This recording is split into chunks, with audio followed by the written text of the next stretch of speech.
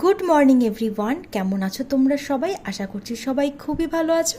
এখন বাজে সকাল 9টা, চলে এসেছি রান্নাঘরে আমার জন্য ব্রেকফাস্ট রেডি করব বলে। প্রথমে পেঁয়াজের খোসা ছাড়িয়ে ভালোভাবে ধুয়ে এটাকে মিহি করে কুচিয়ে নিয়েছি, আর সঙ্গে একটা লঙ্কাও কুচিয়ে নিয়েছি।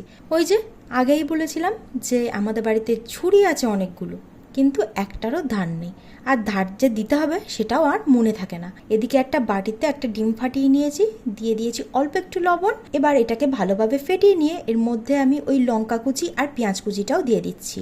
গাছের থেকে তুলে নিয়ে এসেছি টাটকা টাটকা লেটুস পাতা, সেটাকেও ভালোভাবে ধুয়ে নিয়ে ছুরি দিয়ে একটু কুচিয়ে নিচ্ছি। মাইক্রোওভেনে দুটো ব্রেড সেঁকে নিয়েছি। এবার এর মধ্যে দিয়ে দিলাম একটু টমেটো কেচাপ আর কেটে রাখা ওই লেটুস পাতাটা। এর মধ্যে একটু স্টাফিং দিলে ভালো হতো, তবে আজ আর স্টাফিংটা নেই। প্রথমে ভেবেছিলাম এগ স্যান্ডউইচ বানাবো, মানে ডিমের একটা অমলেট বানাবো, বানিয়ে সেটা পাউরুটির মধ্যে দিয়ে একটা স্যান্ডউইচ বানিয়ে নেবো। তবে ওই যে আমার মাথায় যে কখন কি জাগিয়ে ওঠে সেটা আমি নিজেও বুঝতে পারি না। এখন আর ওইভাবে বানাতে ইচ্ছা করছে না, সেই জন্য এই টমেটো কেচাপ আর ভিতরে দিয়ে দিলাম স্টাফিংয়ের জন্য শুধুমাত্র এই লেটুস পাতাটা। এবার চলো স্যান্ডউইচটা রেডি করে নেওয়া যাক। একটা ননস্টিক প্যানের মধ্যে একটু তেল গরম করে নিয়ে ফেটিয়ে রাখা ডিমটা এর মধ্যে দিয়ে দিচ্ছি। এবার এটা একটু ভাজা হলে আগে থেকে রেডি করে রাখা পাউরুটিটাও দিয়ে দিলাম।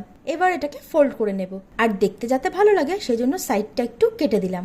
আর এদিকে আমার দুধ চাটাও রেডি হয়ে গেছে। চাটাকে ঢেলে নিলাম একটা কাপের মধ্যে। এবার প্লেটিং করার পালা। তো প্রথমে স্যান্ডউইচটা নিয়ে নিলাম, আর ওই যে ডিমটা ভেজে রেখেছিলাম সেটাও দিয়ে দিচ্ছি, আর নিয়ে নিলাম চা। ব্যাস, আমার আজকের ব্রেকফাস্ট কিন্তু একদম রেডি। তবে ভেবেছিলাম এক, আর বানিয়ে নিয়েছি আর এক। এটাও কিন্তু খেতে বেশ ভালোই হয়েছিল।